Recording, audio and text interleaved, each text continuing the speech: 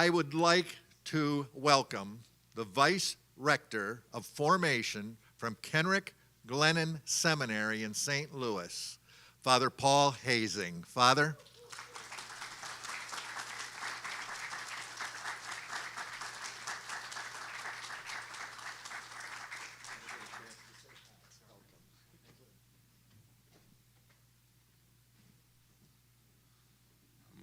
Take this microphone off, and come around this side of the podium without causing anything catastrophic. Will that work?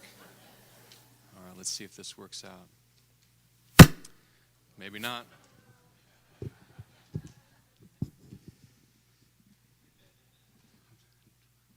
No hands. No hands. That's tough for an Italian, but it's not as hard for a German. So let's just take a moment here to pause. And you've been sitting for some time, and I won't speak beyond 11:30. So you know I'll have 26 minutes here. All right? And part of what I hope to accomplish is to highlight some of what you've heard and solidify, reinforce some of the principles for building this culture of vocations. And I speak from the perspective of having been a vocation director for 7 years and now working in the seminary for the last 5. Just what it is to form a culture of vocations has a lot to do with the formation of our men. And there's a correspondence there. What do I mean by that? Let's start with, we've been tossing around the word vocation. Vocation. As Father Shea is fond of saying, it's always good to make distinctions and define your terms. He was a Basel scholar, so that means he studied philosophy really well. By the way, Father Luke Ballman lived on, I think, were you on the second floor? Your third convent. I was first convent. We were first plush because we had the rector. You were third convent, Father Monsignor Shea, right? So we were all contemporaries at the North American College, and I offered this in the introduction to this talk, that we all had Monsignor Dolan, then Monsignor Dolan, as our formator. And his talks were published eventually, but things have changed in 20 years. And we're facing some new cultural challenges. And the formation of men takes some new challenges. If you want to hear what a rector was saying in a historical moment, his book, Priests for the Third Millennium, is the book to read. That's what a rector sounds like. And it's not just for priests. 2/3 of the book is for Christian life, which will lead to another point around human formation. But I just wanted to define this term. Is this going to work? Wow, okay. Let's define our term, vocation. What is a vocation? Calling, right? Now, growing up on a farm, I'm from a farm in northeast Nebraska, so Monsignor and I had a lot in common. When we met each other on the bus going into Rome, we're like, you grew up on a farm? I grew up on a farm. There's a whole language in life there that can be shared. And calling, for us, we called the cattle. You call the wildlife. You call things when you're hunting. You make a call, and it's an occasional reality. And they respond to that call. And Jesus says so much, that my sheep know me and they know my voice. Now, Jesus is the revelation of love. And so this is a call that I would rephrase as a stable plan of love. A stable plan of love.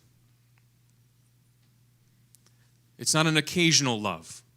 It's incessant, personal, concrete love in your daily life, which for many of you is revealed in a married life.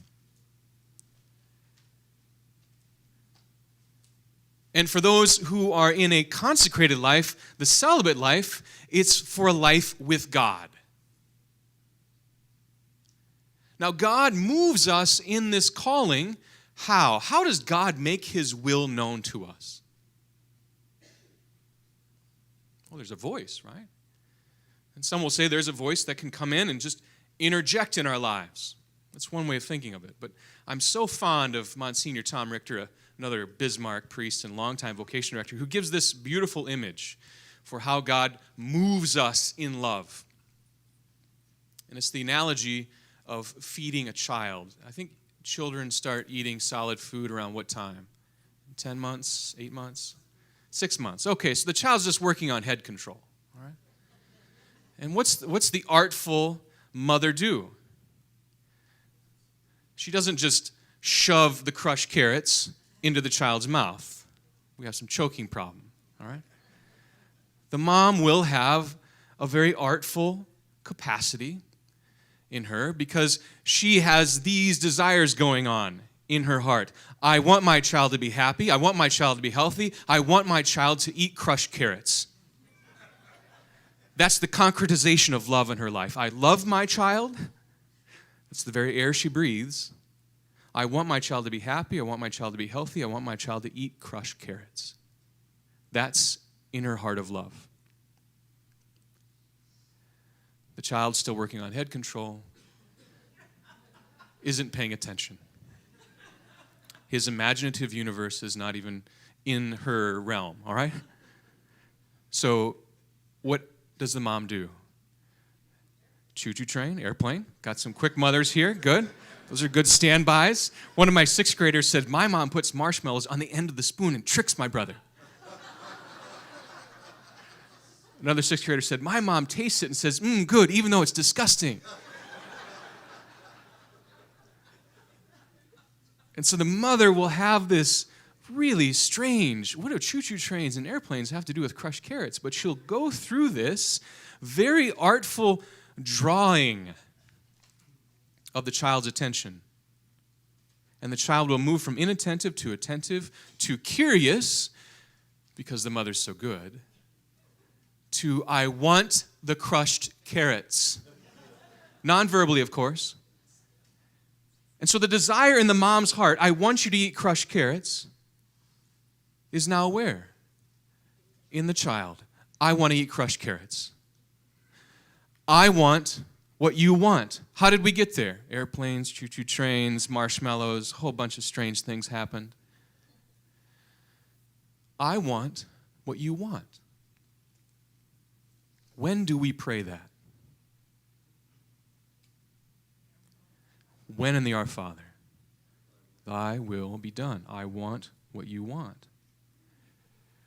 And so the Father, in his heart of love for each one of us, I love my Serra person. I want my Serra person to be happy. I want my Serra person to be healthy. I want my Serra person to be in Southern California on January 17th listening to some train of priests. How did you get here? Well, it's a long story, Father.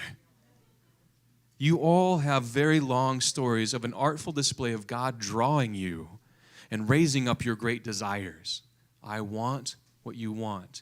In love, I want to be here. Love concretized in you being here. So I want you to get in touch with this question, with this relationship of love in your own life, and maybe bring it to Mass this evening. Here's the question. When's the last time you experienced being truly cherished by God? When's the last time you experienced being truly cherished by God?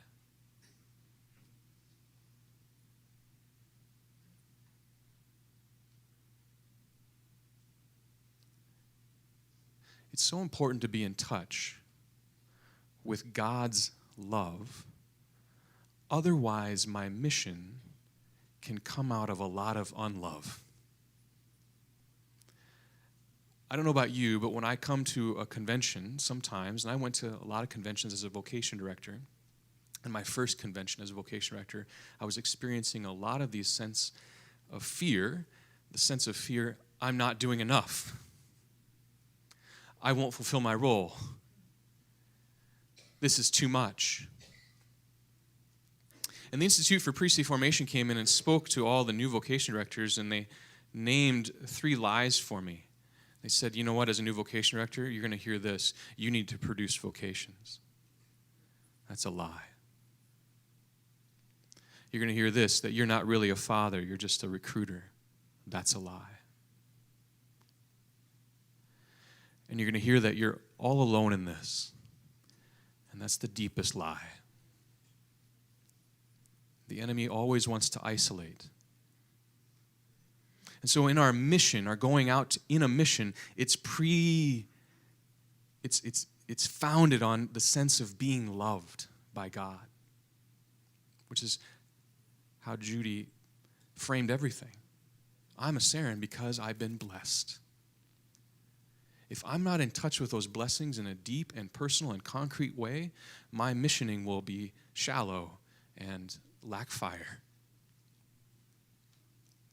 And so to stay with love, the most fruitful human activity is to receive God, receive love. If I'm not receiving love, I'll be a noisy gong.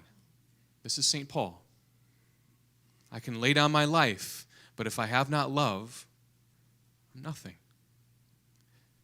And Jesus is clear about it. Without me, you can do nothing. A lot of my apostolates and a lot of my mission as a diocesan priest is finding out what nothing looks like. Oh, I did that without Jesus. I was doing that on my own. I wasn't in touch with who he is. I wasn't living in love. I wasn't abiding in love. Jesus, if you want to summarize the Gospel of John, it's abide, stay. That's the work of the spiritual life, staying in love. That's the work of the married life, right? Stay in love. Day in, day out, choosing in the concrete moments and realizing what a gift each moment is. So as a seminary formator, what we're attempting to do is raise up men who are capable of receiving love from God in a profound and personal way, who aren't afraid to be alone with God. And this sense of boredom is so pervasive that we can even read the scriptures with this bored imagination. How do we know? Here's a clue. Adam is in the garden, and God looks at Adam, and he's seen this creation. It's all good, right? But then he looks at Adam, and he says, it's not good for man to be alone. Why does God say it's not good for man to be alone? Well, the bored imagination says he's lonely, he's by himself, he needs a partner to be with him. That's the bored imagination, because here's the reality. Adam is with God. He is being loved in an easy friendship with God. He is so full of love that he's meant to give it away.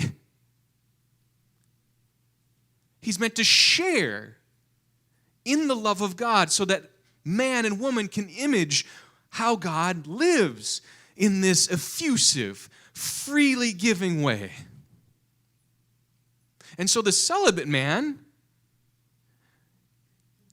he's not alone. He's giving his life away in this love because he's so overflowing with love. And I have to ask guys at the seminary, is that how you accomplish your studies, because you're so overflowing with love? Is that your sense of being in the parish because you're so overflowing with love? Is that your sense of being charitable around you to your brothers and others, the poor, because you're so overflowing with love? Or how much of it is duty? How much of it is grit your teeth duty? As a son of German farmers, duty is really important, okay? I get duty. I have a highly refined sense of duty. My dad was a Marine, served in Vietnam. I know about duty. Left over right, shoelaces, duty, all right? But that doesn't take you far enough. My first encounter with IPF, again being an Omaha priest, was on retreat. In 1999, my class was greeted by a group of IPF spiritual directors, and I remember experiencing in that 8-day retreat how eager God was to be alone with me. And I had never really experienced that. It was a painful kind of, really? Yes. And my spiritual director at the time Monsignor, then Hebda, now Archbishop Hebda. He was my spiritual director for my last 3 years of seminary. And I said this to him, I said, you really guided me through that time. I can't remember anything that you said to me. He kind of looked at me and smiled. But I remember, Archbishop Hebda, I remember your affect. And it was shot through with infinite kindness. And to believe in a God who's eager to be with me in infinite kindness, that was a revelation of love. Jesus calls his disciples so that he might be with them and send them to preach. That's from the Gospel of Mark. That's seminary formation in a nutshell. Be with them and send them to preach. Being with Jesus and receiving from him who he is, love incarnate, so that the man's affect will preach. Because I realize today, you're not going to remember a lot of words. You have a Monsignor who's got an essay online for you. You can get the words. You have Father Ballman who's referring to all the numbers. You can get the numbers, and you can get the stuff off the USCC website. I got no website. I got no essays. Got none of those things. And I tend to have those things. I tend to lean on those things. I like those things. I like having, I can make a good PowerPoint. I'm a PowerPoint guy. But what do we remember most after encountering someone? Do we remember their words? Not so much. We remember that affective experience. When I say affect, I'm talking about thoughts and feelings and desires traveling in such a way that there's a pattern of attitudinal presence. And I just remember meeting that guy. I'll never forget meeting Tom Osborne, head coach of the Nebraska Cornhuskers. I don't know anything that he said, but his affect was so gracious. Graciousness. If we're going to preach the gospel, our affect, where is it? Is it in touch with love? It is in touch with joy in an authentic way, in a lived, concrete way. And so building this culture of vocations, are we building up a culture in which that kind of man comes forward? That kind of man of excellence in his affect and his integrity and his presence will lead others. Monsignor referred to Walker Percy, and quite frankly, I was going to lean into the same kind of challenges of the secular age. But once he started speaking, that's off the table, so I had to change, all right? Mid-course here, all right? As a home run. We have similar friends, and so we read similar things. It's really great to see that promulgated, that we live in an apostolic age. And so I do plenty of what Walker Percy also endorsed, and I think he called them thought experiments. I think he had some background in psychiatry. And so here's a thought experiment. When I look at a man in formation, can I imagine, so here's this thought experiment. Can I imagine this man when he graduates from college? Can I imagine him going to graduate school, getting married, and raising a family? And for you all, to put a little more teeth into it, can I imagine this man being married to one of my daughters? Am I comfortable with that? Why or why not? Because building a culture of vocations is about being honest about what we see. If we see something, say something. There are many times in working with men that they have significant things they need to be working through. And he leaves seminary, and I find out from Sarans or others, well, we saw that. We just didn't know how to tell you, Father. Say something. Building a culture of vocations is about building a culture of accountability. That excellence and affective presence will result when there's greater accountability. There's a feedback there. When a guy graduates from college, can I imagine him being in med school and raising a family? This is something I did for 7 years. I worked with med school students. Does he have that human formation baseline to permit him to be really available to people. And as he's going through seminary, I get the catastrophic sort of vision. Rectories are gone, 501c3 out the window, government is hostile. Basically, we're living in China. Would this man be capable of starting a church in a home and gathering great souls and discipling them and sending them out, equipping them to be disciples in the world? In other words, will this man be able to take care of the church, or is the church going to have to take care of him?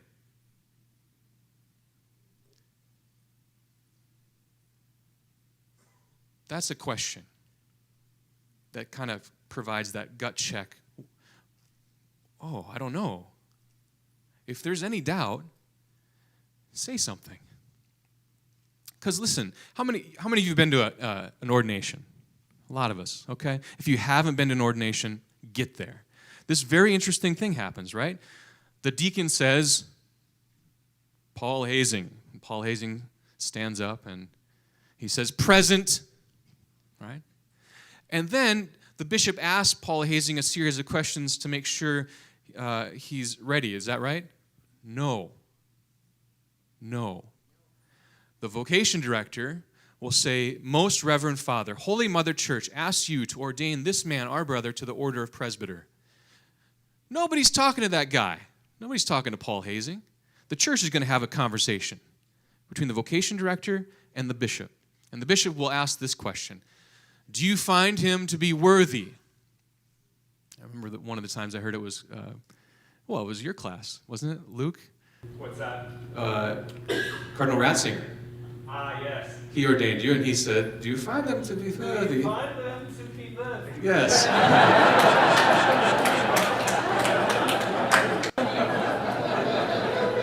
I slipped through. Yeah, all of us were like, who would be worthy? It's Ratzinger asking. Thick Bavarian accent. I mean, gosh, nobody could be worthy with that question.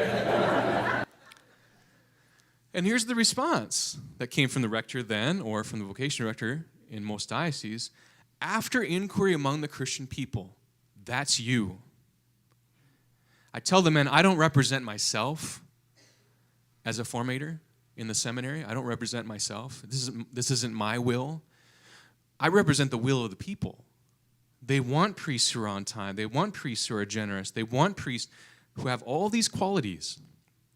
I asked a group of moms one time.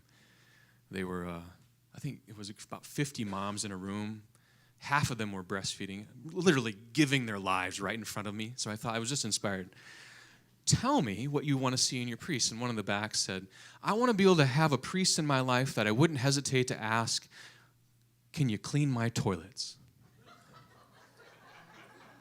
I thought, okay. I've cleaned my shared toilets. Yeah, I can do that for you. She said, I don't want to have to hesitate to ask because I think he'd be available to be in our lives and in the mess of our lives.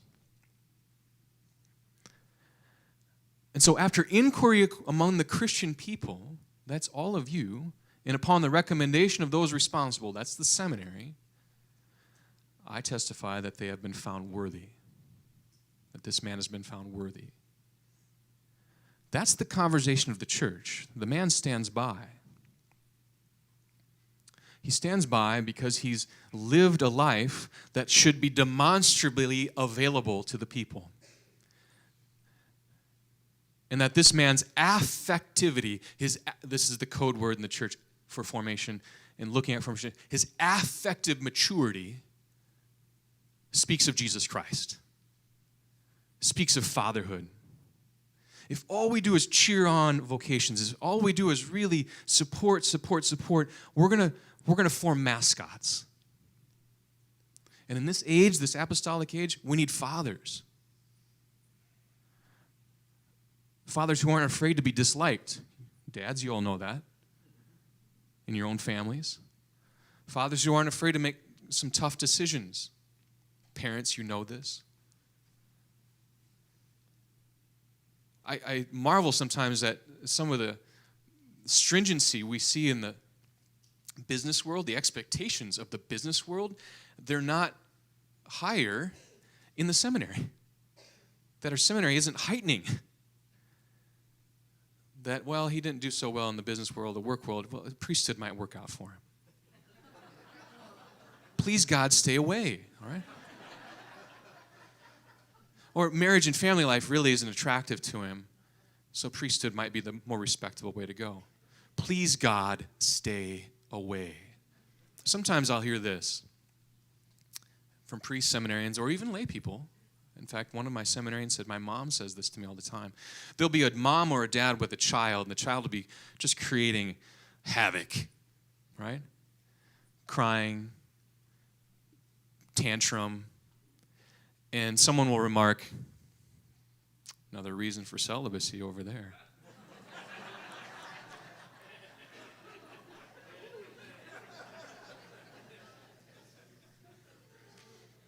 When I hear that from a priest or seminarian, I want to firebomb his car.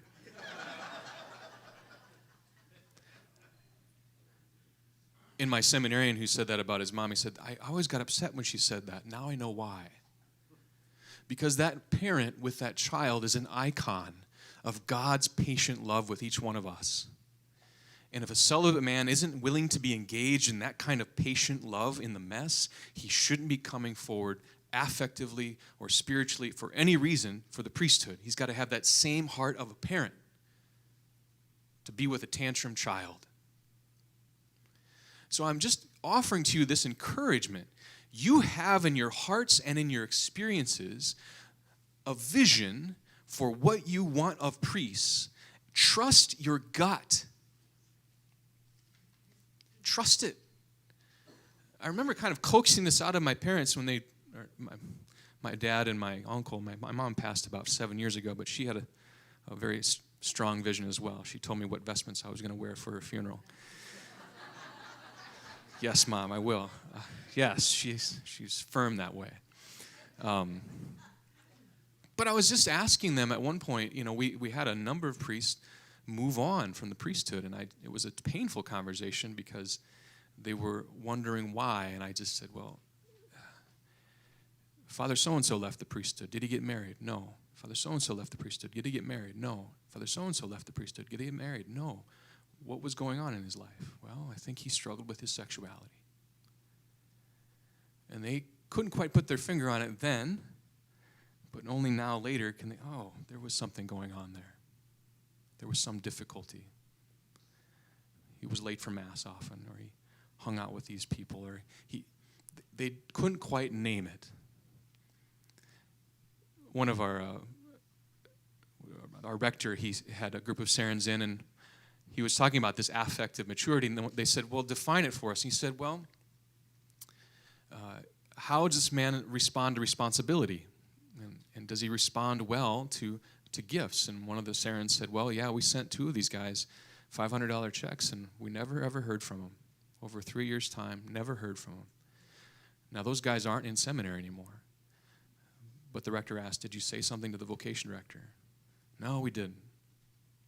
You see something? Say something. You have an expertise in your parenting. You have an expertise in your life of work.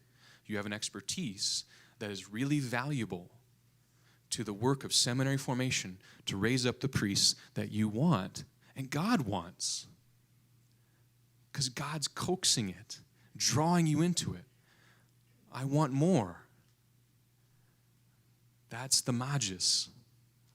I want more. And I can ask for it. Please ask for it. That's what I'm encouraging you to have today. Please ask for what you want. And if you see something, say something. Your children want this as well. All right? That's 11:32. Friends, stay with that question. When was the last time you've been cherished by God? And let that animate your mission going forward. Let love enlighten your choices here and your vision for priestly formation and a culture of vocations. Thanks for your time and listening.